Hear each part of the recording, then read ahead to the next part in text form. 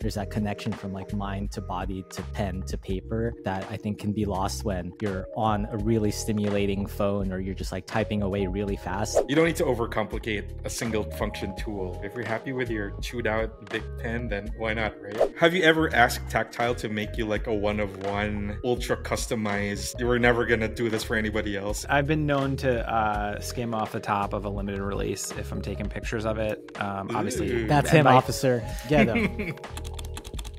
What's up, everyone? Welcome to Carry the Way, the weekly podcast where we nerd out about all things EDC gear and maybe try to teach you a thing or two while we're at it. I'm Bernard, the founder of everydaycarry.com, and I'm joined by our editor, Mikey. Hello. So chances are you're listening to this on your phone or maybe watching on your computer. And despite so much of the world going digital, there are still plenty of us in the EDC community who are passionate about working with good old-fashioned pen and paper. So today we'll be talking about pens as a part of your everyday carry. And to help us do that, we brought in a pen expert and longtime friend, Ed Jelley. Hey guys, how's it going? Good to be here. Hey, welcome to the show. So Thank you. Ed has been into EDC gear as long as we have, maybe longer, with decades of experience as a writer, photographer, and overall passionate, creative person. Thanks. And on his website, he's published tons of pen reviews, and he's written articles for us over the years on everydaycarry.com covering pens and watches. And he's also into coffee, fishing, and according to his bio, German engineering. Sure, that might be old. Yeah, full. Okay. I've since moved on from I don't know. I think I had a Volkswagen at the time, so I was like, okay. yeah. I was like, Zinn watches, like Yeah, all right. Yeah, it was probably, probably like a Volkswagen Tumblr right day thing. But full disclosure before we start, Ed is on the marketing team of Tactile Turn, one of our favorite pen EDC brands. So, just to make that clear, again, welcome to the show, Ed. Thank you. Yeah, and if anything sounds like I'm shilling here, it's because I'm on their payroll. Yeah. So watch out. Right. This is all an ad. No, I'm kidding. It's not an ad. Happy to be here again. Longtime friends. This makes sense. Yeah. So super glad that you're on to help us talk about pens. Do we want to do a pocket check? Do you have anything cool in your EDC to show us? It's been a while. Yeah, I mean, I could just get the rundown. Like, I've kind of simplified over the years. Like, I'm not super pocket heavy dude anymore. A lot of my time is spent either at home or at work at my desk. So like, I usually have everything I need within an arm's reach. So like, that's kind of been nice to just like slim down the pockets and kind of simplify my life a little bit. My wallet is a Belroy card case with some serious love on there. Been through the washing machine a couple times. I just love it because it's super slim, super easy. I don't carry cash, so it's just like boom, done. I do carry a pen.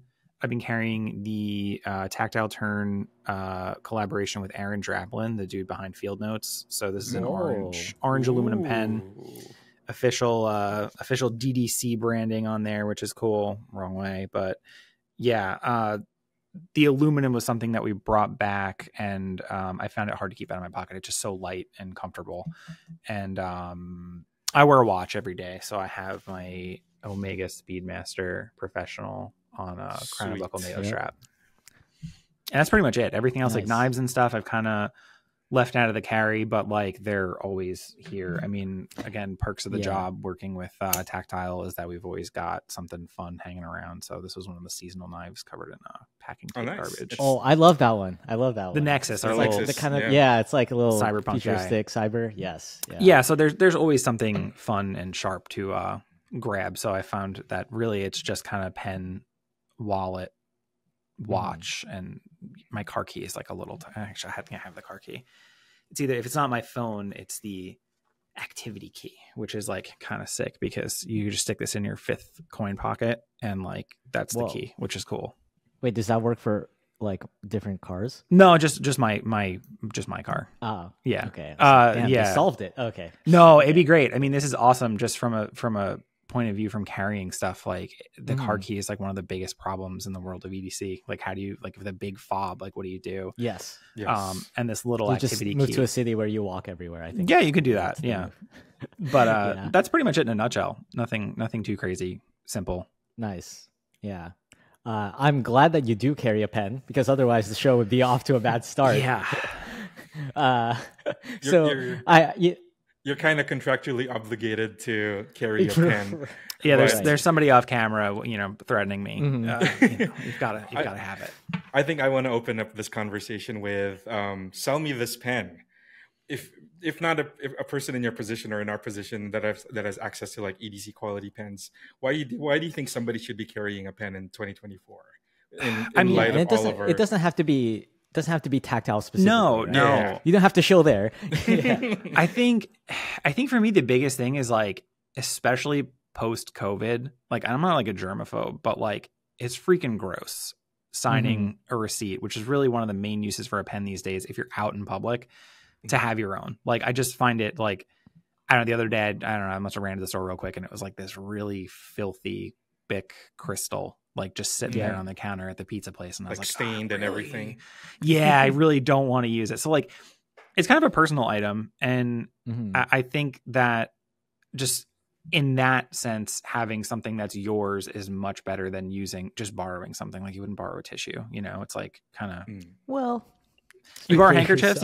No. It's like you're describing that nasty Bic crystal pen. I'm like, I might just pick that up and chew on the end a little bit. Yeah, there you go. But yeah, I agree. Like, especially like I think since COVID, people started to think about, I want a pen and maybe even a brass pen for the antimicrobial properties. Like people, at least in the EDC world, were like kind of thinking about that. But it starts to make sense as just one of the reasons why. That people might want to have a dedicated pen. It's just like you're not sharing kind of. It's a personal item to me, and on not out in public, like at my desk, like I'm a big proponent of physical on paper to-do lists, because there is science to back it that like getting things out of your brain and down onto paper with like tangible things, like your list is there, like it's not going anywhere. Like it's so easy to minimize your reminder list on the computer and just like forget about it, or like maybe you pop open Instagram instead, like why did I take my phone out again? You're spitting now. I'm being stared down right now by like the week of April 15th and like all this stuff like I still have to do and stuff I accomplished, and like it's really satisfying to cross something off your to-do list, like physical, and then you tear it out at the end of the week when it's complete and chuck it. It's just like, I don't know. Yep. I feel like it's a tool for productivity as well. Yeah, I love that. And that's one of the reasons why I stuck with pen and paper for so long, and also journaling too. Just, for my personal like mental state, clarity of mind, that also helps me do my job and be productive in that way. But I do think, there's like some power in sort of slowing things down, doing things with intention, and just writing things out. There's that connection from like mind to body to pen to paper, right? That I think can be lost when you're on a really stimulating phone, or you're just like typing away really fast without really, thinking and taking that extra time that you might with pen and paper. So another really good reason for people who are, maybe looking to be a little bit more intentional about how they're approaching their work too. It's a bit more sappy and a bit more kind of like kitschy, but you guys ever receive like a really nice handwritten note? See, like the special feeling you get like opening a card and it's like handwritten from your parents or from your grandparents or something, or for somebody you like. Just the fact that somebody took the time to handwrite something, especially if their like handwriting is pretty good too, makes you feel good, right? Like, they're not blasting you out a text like, thanks dude, like hit it with a heart and then you're done. Like it's more permanent, and it has I don't know what that's like. I just get mean TikTok comments, so maybe if somebody sent me like a handwritten mean TikTok comment, then I'd be like, oh, that's so nice. Maybe all internal emails at everydaycarry.com should be handwritten.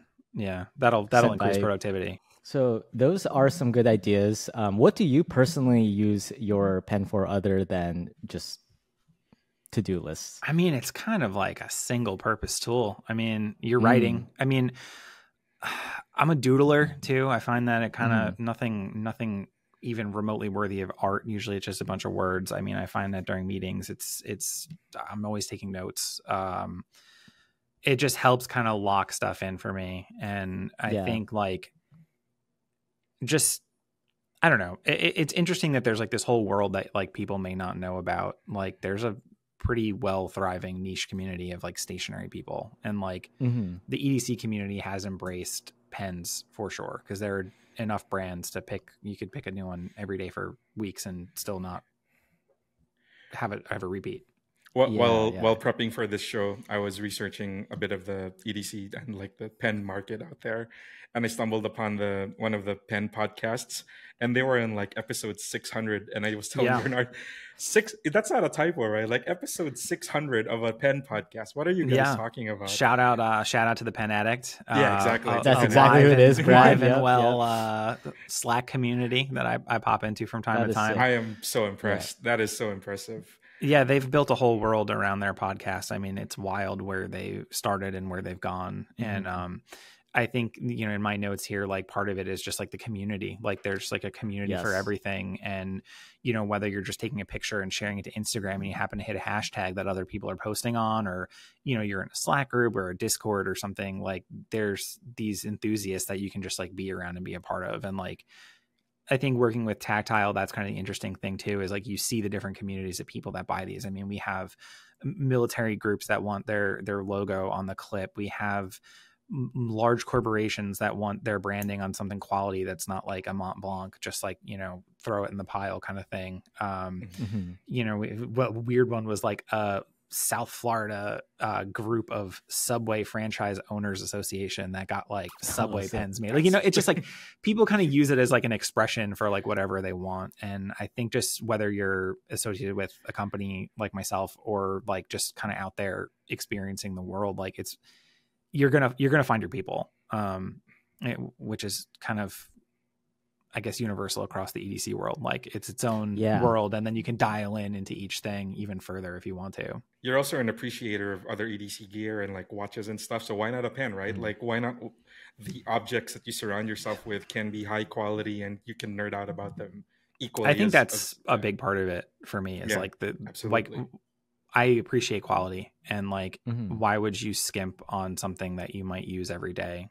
Like it just doesn't make sense to me to be like, all right, like I've got the cool wallet. I've got a great knife, and my watch is awesome. And it's like, all right, let me just throw a big crystal in there. But then again, if you just happen to like 1 millimeter ballpoints that are super smooth, like there's nothing wrong with the big crystal either. Like if that's your thing, like that's cool. But say somebody does, you know, they might just have the plastic pen just laying around and they don't really know what they're missing in the world of EDC pens. Can you describe maybe what makes something EDC worthy? Like what is like the meta of the EDC pen world, and what are those products like?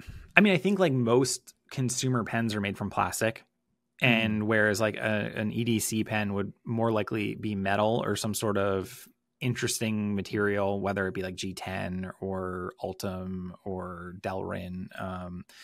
I think just like an increase in materials. Usually I found that like quality pens are thicker than what you're used to with a very thin like regular Bic. Like you get a better feel in hand, which is really important.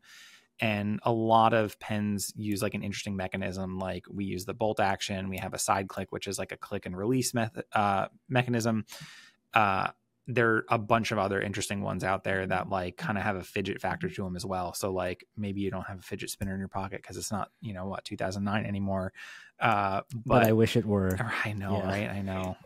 Are spinners still a thing? Like I'm a little bit out of the loop. Are they still up there? Some people have. They had their moment though, that was big.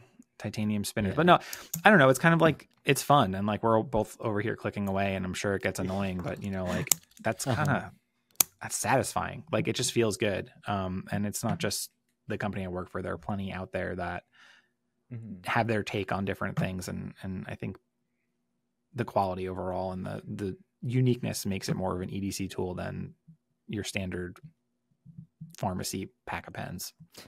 Yeah. And so one way I like to sort of contextualize this for listeners most of our listeners, they're kind of into knives, at least from what I can tell, as far as engagement. But, what you're describing in a pen, like the difference in materials, the way it feels in the hand, the type of mechanism you use, I think there's so many parallels to that, to the knife world as well. So I think if you're somebody who's into EDC and you really value your knife and you invest in that and you're kind of fluent in that world, then there's a lot of crossover here to pens that's like left to be discovered for those types of people, which makes sense. just it's the logical next last step. add-on. Yeah. It makes sense because, and yeah, Tactile Turn, like they do have a knife brand now. Yeah, shout out Tactile Knife Co. Yeah, so you know, it again, logical next step. Tactile just went the other way, and where a lot of people might walk themselves back from like, this is a nice knife, let me grab a pen, versus the other way around. Speaking of like discovering pens and like discovering the hobby, and going back to the Pen Addicts 600 plus episodes, like it seems like new pens are releasing like all the time, like probably on a daily basis. I would casually browse like Jet Pens or something or Amazon, and it's like 500 new models or something. So for you personally, as somebody like more in depth in the industry, what still excites you about like pens and the pen hobby? It's kind of hard because like you guys mentioned before, like I used to have a blog like strictly about pens, mostly focusing on fountain pens. And like, for me, it actually kind of got a bit stale. Like, I feel like I almost experienced most of what there is to experience, at least in the world of fountain pens. You know, once you try 100 different inks and 200 different pens, and, you know, you write about them, you photograph them, you buy them, add them to your collection, sell, whatever.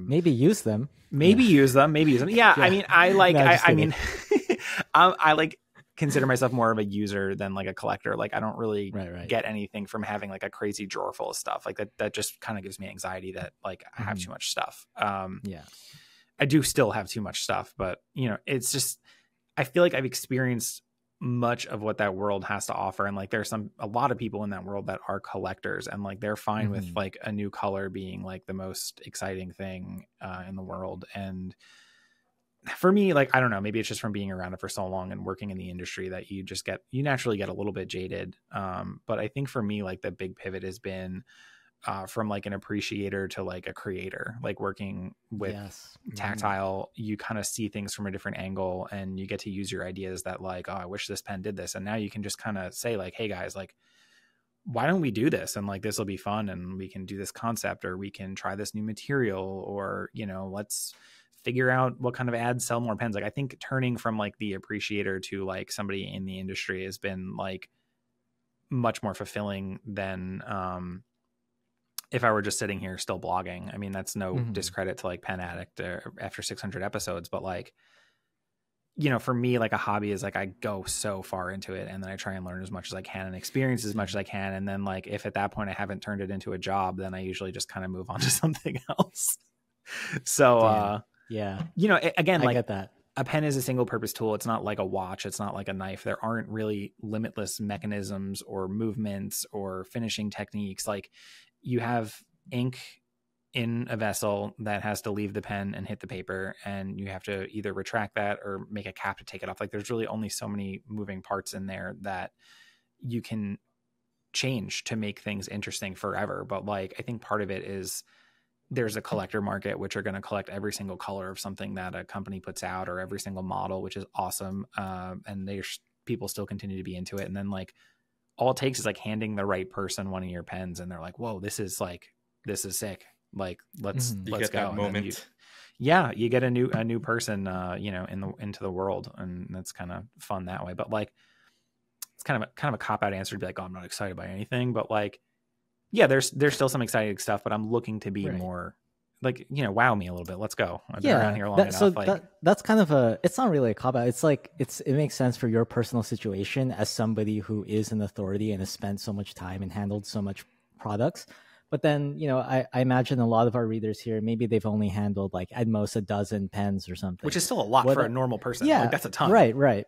Yeah. So I think my questioning is more along the lines of, what are the things when you did review and you were more in that appreciator role that like, what were those things that you looked out for when experiencing a new pen that kind of helped your appreciation or understanding of the pen that you're using at any given time? And what do you think would be helpful for our listeners here? It's crazy because a lot of it, I feel like, is personal preference, like how something feels in your hand. Like, every person's different. So like, maybe a really heavy pen's not going to be for some people, or maybe you have really small hands and something super long doesn't make sense for you. Or maybe you just happen to like something that feels like you're writing with a baseball bat, like, or one of those big scribble crayons. Like, I think it's about trying as much as you can and dialing in your personal preference. And like for me, like I would look for with fountain pens like a very smooth writing experience, which led me then to going to fountain pen shows and getting pens tweaked by pros who sand down the nib and make sure the flow is right. And then they have you sit there and write with it in front of them, and then you can be like, oh, it's still a little scratchy, and like they look at the angle of your hand onto the paper and then they'll smooth that spot.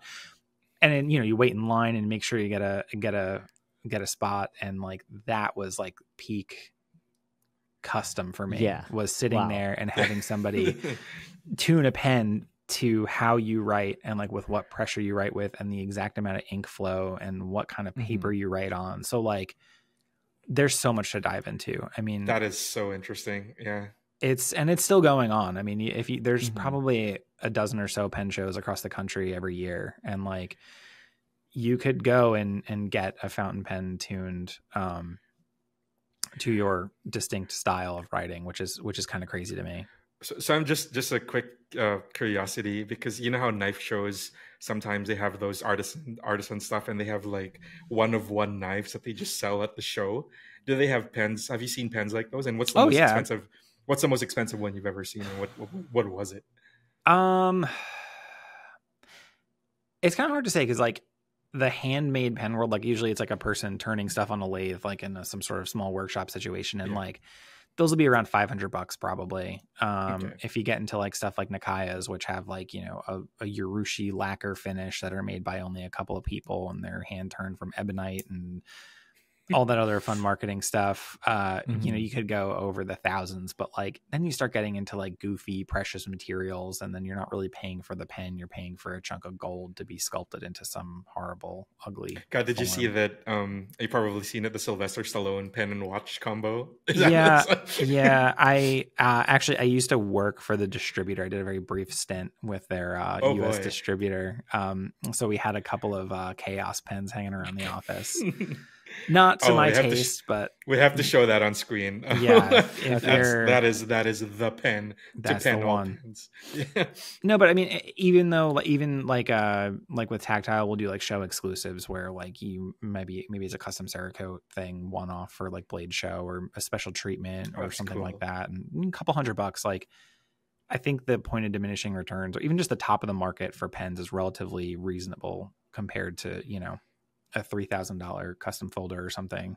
So a lot of what you were talking about, at least in that experience, was about fountain pens. And personally, like, I love fountain pens too, but I would not recommend them to the average person for EDC. I can't even use them. No, because I'm a lefty. I can't. Yeah.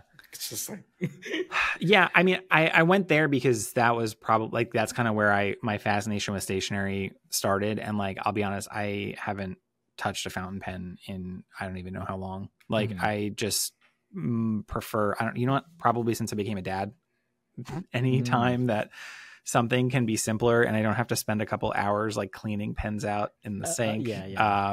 Like, I don't know, you know, you kind of have to let something slide to make up your time in other ways. But it was fun and relaxing, but at the same time, like, I don't need to be cleaning up any more than I'm already cleaning up. You're giving up the fancy shave routine and the I'm not follically blessed, so like I still do, you know, double-edged safety razor, a little shave cream, but you know. So for the people listening who do want, you know, that quick performance, that easy access, that ease of use, that low maintenance, maybe they're not into, you know, those kind of ritual type hobbies, what do you think they should try as far as a pen for EDC? It'd be pretty general. We could get nerdy about it. We could describe the ideal pen. I just wanted to give some more like concrete examples of things. Oh, sure. I mean, easiest thing straight off the bat is like you could just walk into any office supply store and grab like a Zebra F701. Is it the F701? Oh yeah, the classic. Yeah, it's just a metal pen with a nice little plastic knurled grip, and it's like $5, and they're like pretty bomb proof. The writing experience is okay. I prefer a slightly thicker gel ink, like Pilot G2 and 0.7 is like pretty ideal for me. And I think a lot of people have tried the Pilot. Yeah, I mean, it's the most popular pen in the world, right? Or the United States. I don't know where we're at with popularity, but a little bit more context on the Zebra F701.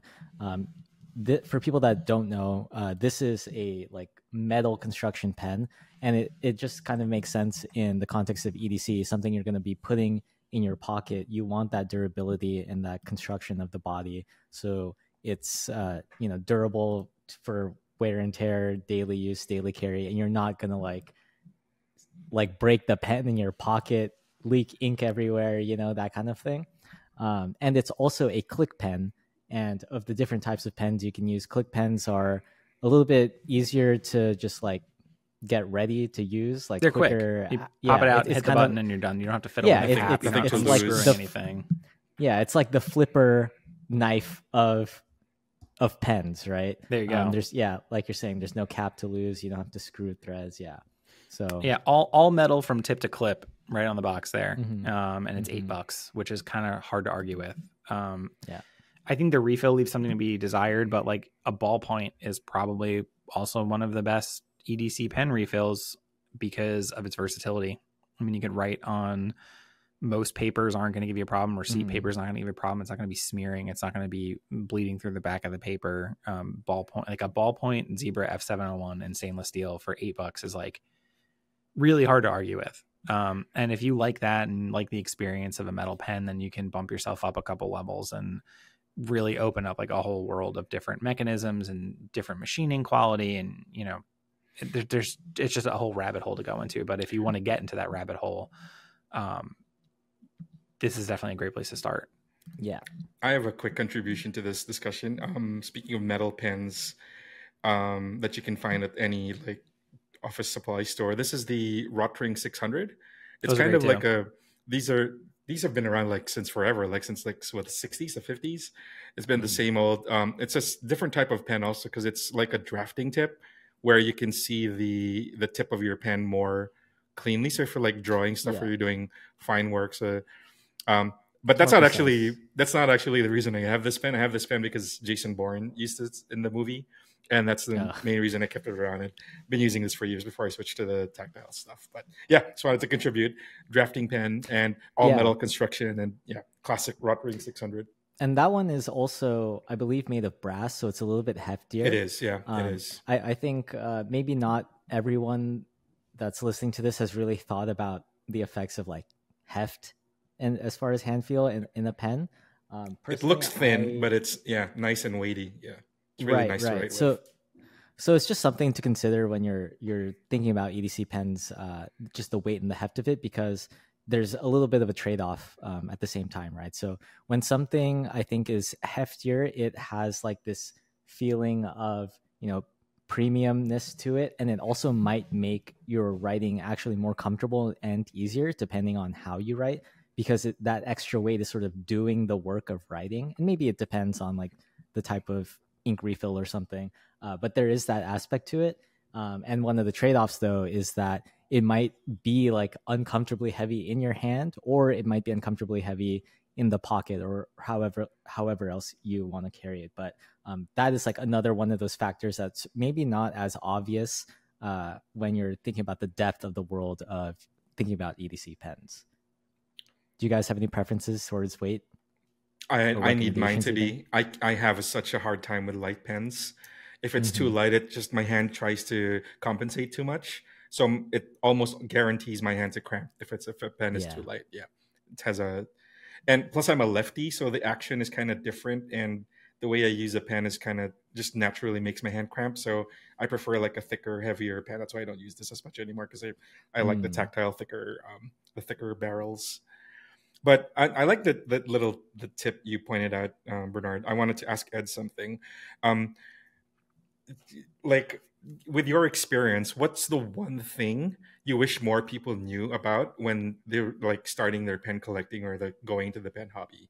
Like what's something that, like, if once you have a bit more experience, like you want to point out to more people getting into it? That's a tough one. I mean, again, I think since so much of it relies on personal preference, like just be open to trying different things. And like, just because something looks cool doesn't mean it's necessarily going to work out for you. That's a good tip across the board. I think I'm just going to just broad strokes here, paint it with that, because it's kind of tough. Again, like it's a general purpose thing. It's not exactly, super specific to each person, you know, that I don't really know where I'm going with this. I think I'm going to stick with that. How's that? That's my answer. Final answer. Lock it in. But it's good that like, you know, you bring up how much personal preference is a part of this. And I think one way to make that sort of have a framework to work with as far as like understanding your personal preferences when picking a pen, like think about like, imagine in your day-to-day, what do you use a pen for that you already know you would use a pen for? And then maybe also think about what would you be open to or want to pursue using a pen for? And I think that kind of helps frame what kind of features or qualities in a pen you can look for. So for example, like I'm gonna pick on Mikey. Mikey is left-handed, right?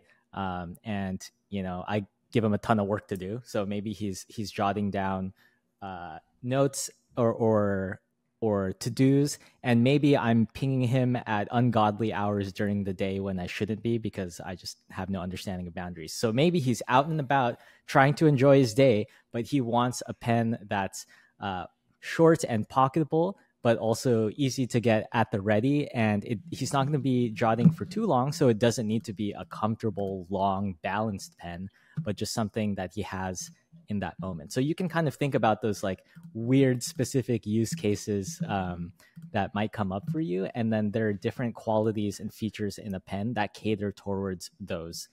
And some that might be further away from those. Oh, totally. I mean, like if you were looking for something for like EDC quick notes, easy in the pocket, you could go with something like the Fisher Space Pen that like the cap comes off and goes on the back, and it's, you know, you can write upside down and underwater and in space, one of those. Exactly. And if you're like writing the Constitution or something and you know you're not going to leave the desk, you get maybe like a quill with a feather hanging off of it that might not. Or a fountain pen. Yep. Lamy 2000, shout out. Yeah, I think that's part of the thing, like an add-on to find what works for you and learn what you like, is that there are so many options out there. Like there's big, small, thick, thin, heavy, light, different kinds of ink. I mean, just like a quick shout out to Jet Pens. Like they have so much stuff and they're such a great company and they've been around for a million years, and they specialize in Japanese stationery, and you can go on there and find any color, any width, any size, anything you want in terms of an ink refill. That's another fun thing is like, let's say you want to get like a cool EDC pen. There's a pretty good chance it takes more than a handful of refills. Like, and the tactile stuff takes a couple dozen refills. Big Eye Design takes a ton of different refills. You know, Karis Customs, another brand, or Karis Pen Shop now, they take a ton of refills. Refine, there are tons of brands out there that make like an EDC quality pen. And I think that's kind of interesting. It's like a thing that I run into a lot is like, well, how does it write? It's like, well, it can write kind of however you want it to. Like you can put any of these dozen or two refills in it and in any color you want, and it'll be completely different based on how you spec it out, or, you know, what you order replacement parts for, which is another fun thing. Like you can personalize something to how you like it. I mean, like the pen I've been carrying, the Draplin pen comes, he wanted it to have orange ink in it. So like this, I've just been writing in orange everywhere like a psycho.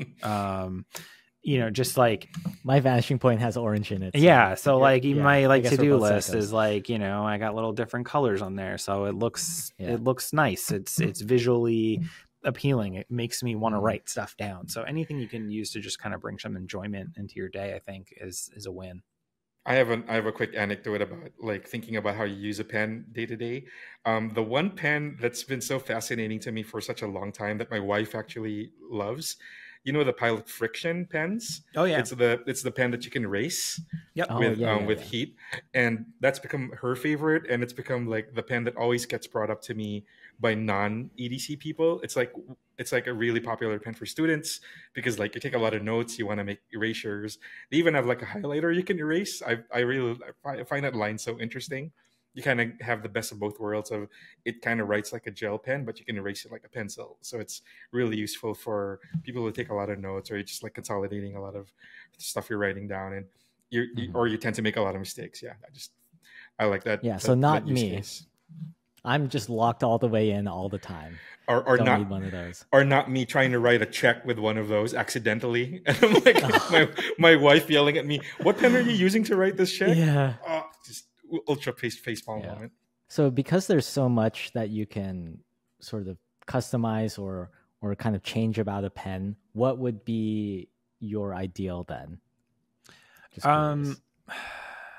Like in terms of refill or like Whatever you want it to be. Like what is the perfect Jelley pen? Have you ever asked Tactile to make you like a one of one ultra customized? You were never gonna do this for anybody else and do it for you. I've been known to skim off the top of a limited release if I'm taking pictures of it. Obviously, that's him, officer. Yeah, by skim I mean I say, hey Will, can I just buy this one? I don't think it's going to make it back to the shop, so I'm not stealing. I've done that. I took what was it? Where is it? It's not here. It's at home. A bolt action in copper with superconductor tip, top, and bolt, and then I took the superconductor parts off and put them on a black aluminum pen. So I have a black aluminum bolt action with copper superconductor tip, top, and bolt, which is really fun. Actually, this was a weird one-off. Smooth, so there's no texture on it. Titanium with like a sort of stonewash, and then titanium nitride accents on it. That one didn't make it back from photos. And I bought a pen for my son who's a big Minecraft guy. So I spec'd him out a Minecraft pen. So he's got a green aluminum bolt action standard with a DLC clip with his name on it with the Minecraft font, and then a little creeper on the clip. So he was stoked for that. So I pulled some strings with the laser. You gotta send us I want to show that on screen. You gotta send us a photo. Yeah, I'll send you guys a picture. I'll send you a picture. That was fun. He was like thrilled. So now he thinks I could just get any pen made. So like, Dad, can you make? I'm like, no, we can't do this all the time. I got a 6-year-old running around with a $90 pen. It's kind of silly, but whatever. Yeah, no, that's pretty much the extent of it. And I think part of like also with working for Tactile, like our seasonal releases are something we do 4 times a year, and it's usually a Cerakoted pen that revolves around a theme, and I really lead the project there. So thank you. Good work with that. Yeah. Usually I'm doing most of that. So like if I want something, I just kind of make it and then we sell it, which is kind of fun. And with those, like we did a coffee one a couple back, and like know where that one came from. Not really too surprising there. It's been a pseudo selfish endeavor where it's like, wow, I'd really love to make a coffee pen, and maybe we should get some coffee roasted with like a local roaster and co-brand it and sell that too. Because that's so cool. Why not? I also like the fire starter one that you did with Nano Exotac. Yeah, that was fun too. They're local-ish down. I think, are they in Arizona? I think Exotac. I don't know. They know Will, the owner of Tactile, knows them, and they've kind of been back and forth. So like, I think that the thing has just been to, if I want something specific, I kind of channel that creative energy into the seasonals and make them kind of fun. So a little selfish, but it does sound like, works. well, and also I would also agree with the sentiment that Tactile kind of defines the meta of what it's like for EDC. But I also take a look at I sometimes take a look at Japanese TikToks for like the stationary market in Japan. It's just like this whole other dimension of different types of pens or different types of erasers or like really kooky designs. Oh, it's wild. Pads.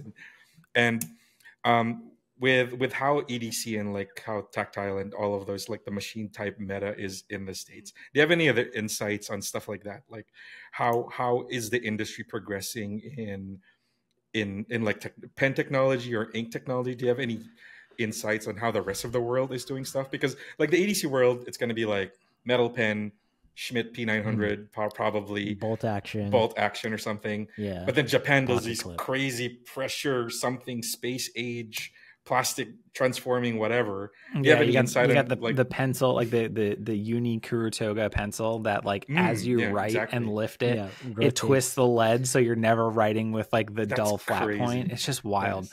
Nice. Quick shout out again to Jet Pens. Like if you want to experience that Japanese TikTok stationary world, but do it online, like their content is fire. By the way. Their guides are incredible. Yeah.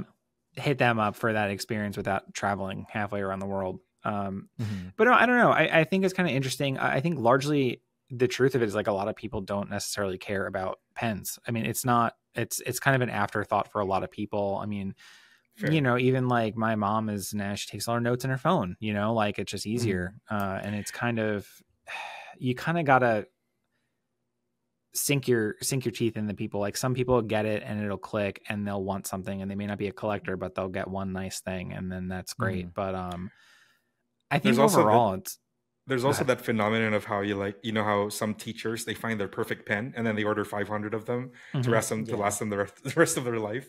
And then, I know quite a few teachers like that. Yeah. It's tough to say. Honestly, it really is. Like it's the space that I operate in is like a niche hobby, and I feel like it has caught on. I mean, you see pictures of people's loadouts, and like more often than not, there is a pen in there now, and that might not have always been the case. So I think there's been an uptick in adoption from the EDC crowd into pens. I mean, there's always been like a stationary niche hobby group of people that have kind of more or less been the same, which actually is kind of interesting. I feel like the stationary pen show world has actually gotten a lot younger. When I started going to pen shows about 10 years ago at this point, so just, it was a lot of old people. Like there was a lot of people significantly older than myself at the time. And, you know, I was 25, 26, like I was a good 40 years younger than everybody else in the room. And like the last couple I've been to, like you've seen a lot more younger people, which is really cool. So the hobby is definitely. Were they students? Do you think? Know.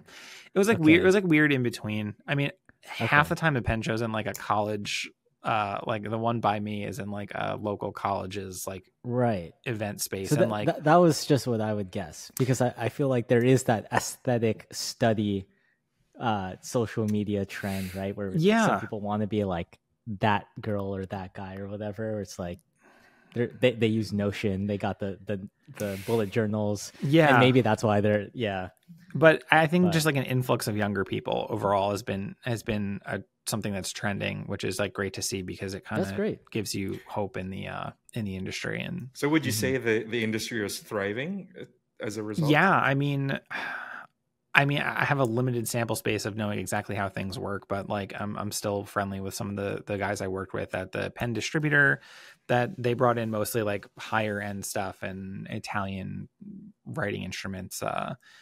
They're still doing well, and that company is moving along. And Tactiles, you know, we're moved into a much bigger facility. Our machining capability has gone up. I mean, there's growth there, which is great.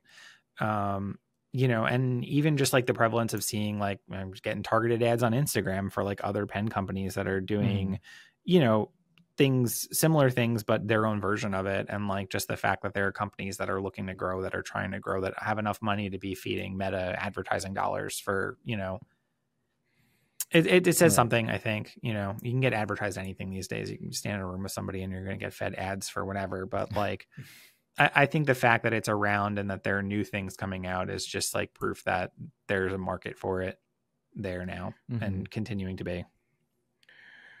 I like that you mentioned the Kuratoga earlier.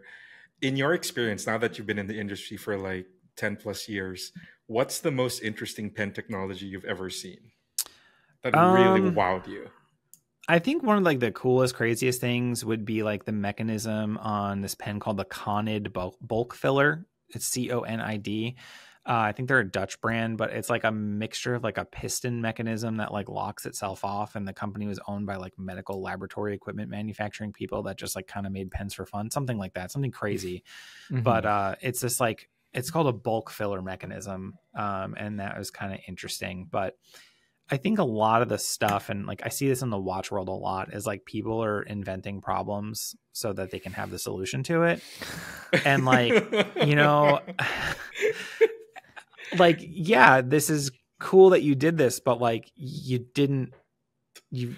made a problem and then you solved it, which like to me, that's it kind of bugs me a little bit. Like, sure, it's cool, whatever, but like at the same time, it's not as functional as it could be. And I think that's why with like, you can carry that over to pens. Like, yeah, this bulk filler is cool, but like, do you need a double locking ink reservoir for any real reason other than it's cool? Or like, does a piston cartridge converter work just as well? Or like, do you have to go out and hire a chemist and formulate your own ink? Or do you just machine your pen to fit any refill from Pilot and you've got like a stable of like some of the best stuff out there? I think pens and technology are kind of,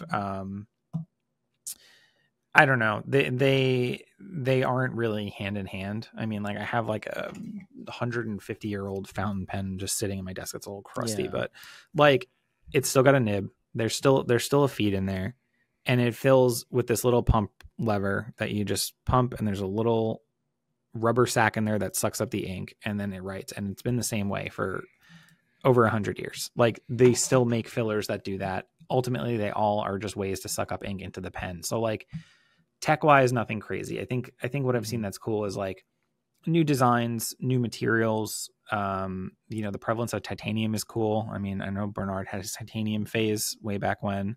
I don't know if he's still living it or not. It's not a phase, Mom. Okay. I have two on my desk right now. All right. He's still there. But I think just using different materials, learning how to work with them, learning how to machine them, learning how to turn that into something like, to be able to say like, I got a titanium pen and it was under $100. Like that's kind of cool.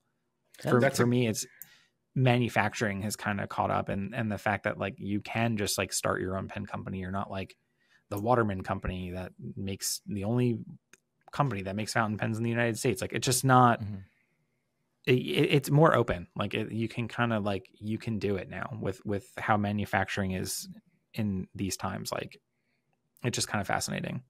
That's a good lesson. Just to bring it a little back. You don't need to overcomplicate a single function tool, right? Like you can, if you want to really nerd out about it, if you're looking for something a bit more exciting in terms of design or experiment with materials and stuff. But functionally, you don't have to buy, like, if you're happy, like what you said earlier, if you're happy with your chewed out big pen, then why not, right? If it works for you, if it works right well enough for you. Yeah.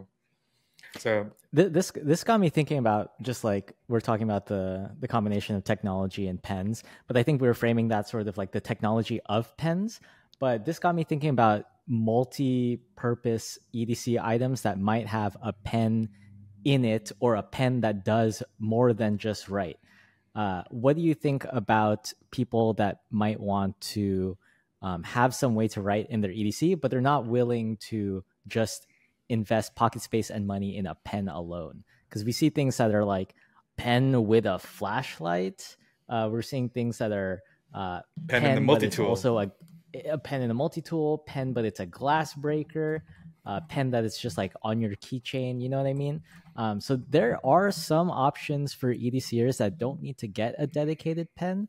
But what are maybe the pros and cons of going with a pen implementation like that?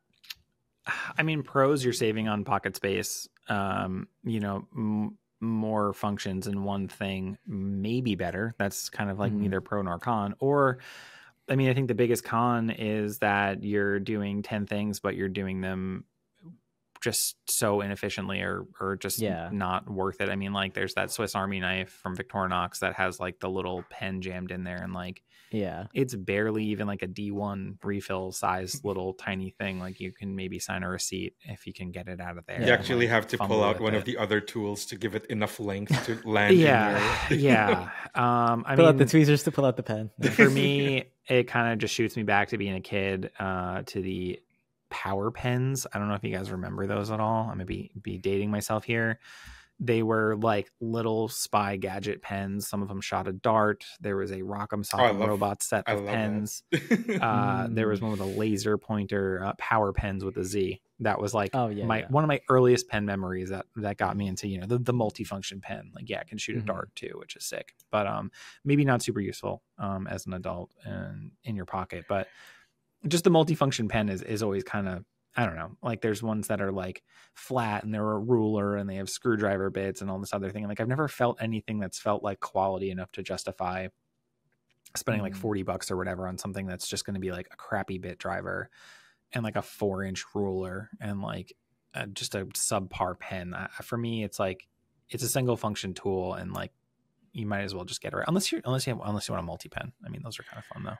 That just gave me an idea that we're forgetting the second half of this equation.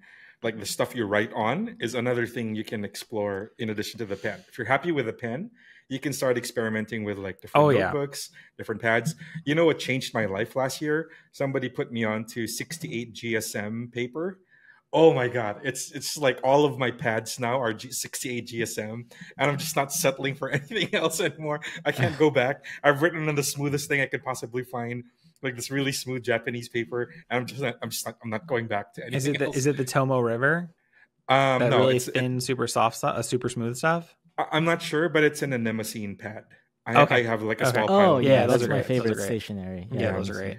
And that specific one had like the 68 GSM. Yeah, it is the Tomo River. Yeah, exactly. Yep. And it doesn't like feather through with fountain pens. It's fantastic with a gel pen. Fantastic with a ballpoint. So yeah, there's a whole nother rabbit hole. I mean, the pen is. Yeah, that's a different episode, Mikey. Yeah. Okay, we're at 50 minutes. I'll save it. I'll save that. Put that in my back pocket. Yeah. So you want to just close this out? I want to hear more pen recommendations because I'm just like I'm selling like 100-year-old rot ring here. Yeah, it's very clear that there's like this whole world to explore, whether it's the machined metal EDC specific pens, whether it's the stationary and like, you know, office supply kind of that world of pens, and then also maybe even multifunctional pens if that's what you're into.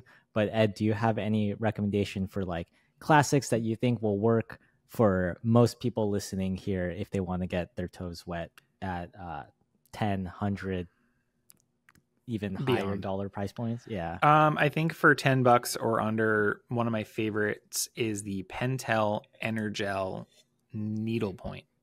I'm a really big fan of needlepoint refills. Nice. Because they let you see, like Mike, you were showing us before, his pen has that drafting style point. This is the refill itself has a needle point, and like for me these are just so good. And the Pentel Energel is super smooth, nice vibrant color, just feels great. And I like the fact that you can see exactly, like there's no pen or pen tip blocking where you're writing. What's the body like? Is it plastic? Yeah, you can get it in a bunch of different things. Like I like buying those refills, but like even if you just get the plastic body, it's going to be pretty similar to a Pilot G2 body. Nothing crazy. You get a little bit of grip, whatever. But like in terms of refill, I would go with the Pentel Energel needlepoint. I'll also call back to the Zebra F701 for, again, $8. Fantastic. You jump up to $100. I'm going to go heavy bias here, you know, disclaimer alert, but like Tactile Turn makes a heck of a product for $100. Titanium bolt action is a great place to start. Or aluminum, if you don't want to spend a full $100, $79, they'll get you one in aluminum in, I think we have like 6 different colors right now of anodized aluminum, which pretty solid. And there are also other brands around that $100 price point. There's quite a few where you can kind of get like the EDC pen. Like you could spend $100 and be done. You actually can. Yeah. And you don't have to spend $100, by the way. It's not like it goes from $10 to $100. There's so much in between. You know, halfway through, like Ridge makes a bolt action pen. There you go. Those are a bunch of colors, materials. Disclaimer, they're our parent company, but you know, that just came to mind. You got Refine too. They make a solid pen. They're smaller, thinner. But if that's like your preference, like maybe you don't want a big honking Tactile Turn and you want to grab something smaller and thinner for your pocket sized. Yep. Or a Fisher Space Pen, metal. Right anywhere. It's like what, $25, $30 now. Yeah. How much is a Pilot Vanishing Point, which is like a super popular? Back in my day, they were like 150, but I think they're 180 now. Yeah. I think I paid 180 for this. Those are great. Clicky fountain pen. Mine's over here. But that's like double the $100. I didn't realize they were that expensive, to be honest. Yeah, but they're they're fun though. Yeah, for people that don't know, this is Are we matching? So the black one, I think so. Twinsies. But I got so this is a fountain pen, but one of the downsides of fountain pens is usually they are screw capped, right? So it's like another piece to lose, and then not for lefties. Fountain pen nibs are not the most durable. So this is kind of like a combination of, you know, qualities that you look for in EDC pen, where it's durable and that it's a metal body, but it's also easy to use because it's click rather than having to unscrew pen and it's like, or unscrew cap and then post it and you might lose it or something. So But that's maybe a different episode as well. Yeah. I mean, and if you wanted to go crazy, I think you can, a lot of makers do like the same pen, but like exotic materials. So like your titanium Damascus, your zirconium Damascus, Moku Megane, you know, just zirconium in general is crazy expensive, but it's cool looking. Or you could go the fountain pen route, get something handmade. You get an Akaya, which is like a Japanese boutique fountain pen for anywhere from $700 to $2,000-$3,000. Or if you just want to flex on some clients, you can grab a Mont Blanc and just, you know, or graduate law school or something. Either way. You mentioned it earlier, but one of my very, very earliest Grail pen memories was I saw in the header of somebody's blog a Waterman Edson fountain pen in like their classic blue, and I was like, oh, that's so nice. And then, but yeah, when it's like the $400 tier or something worse. But yeah, really expensive. It gets crazy. Really iconic. And I think one of the cool things is you can go as easy or as hard as you want. And I think that's kind of my point to drive home, is that like you can start out with just something cheap for $10, and if it resonates, then dive in, because there's certainly a lot to experience in this avenue. And you know, check out the site, look at what other people are carrying, see how it fits in with what you carry, and see what would work for you, because there's no shortage of like great stuff out there. Excellent. I love it. Solid. Yeah. So Ed, is there anything we should have asked or, you know, talked about with pens or you that we didn't? I think we covered quite a bit, honestly. That was a pretty efficient 56 minutes. Yeah. Cool. Where else can we keep up with you then if people want more of Ed Jelley? At Ed Jelley on Instagram, EDJELLEY. You can keep an eye on Tactile Turn's socials and you know, product releases if you want to see some nice photos. At Tactile Turn, TACTILETURN, machine pens out of Dallas, Texas. You might catch me writing about watches on Worn and Wound. That's pretty much it. You know, that's if it's not that, then I'm going to be fishing at night. That's the goal. Nice. Here we are, full dad mode, all three of us with no socials. Congrats.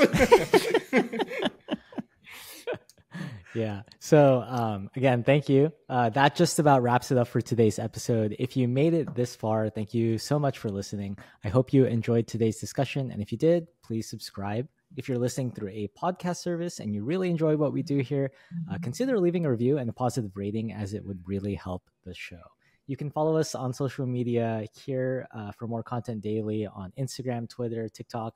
All of that will be linked below. And if you want to be part of our EDC community, feel free to hop into our Facebook group or Discord server, where we do have a pens and stationery channel for more real-time discussion with other EDCers. And lastly, if you have any feedback for us or questions you want answered on the show, you can shoot us an email at podcast@everydaycarry.com. Thank you so much for listening to Carry the Way. I'm Bernard. And Mikey, thanks for listening. And thank you, Ed. Thanks for having me. Yep. And until the next one, peace. Let us know in the comments what your favorite pen is.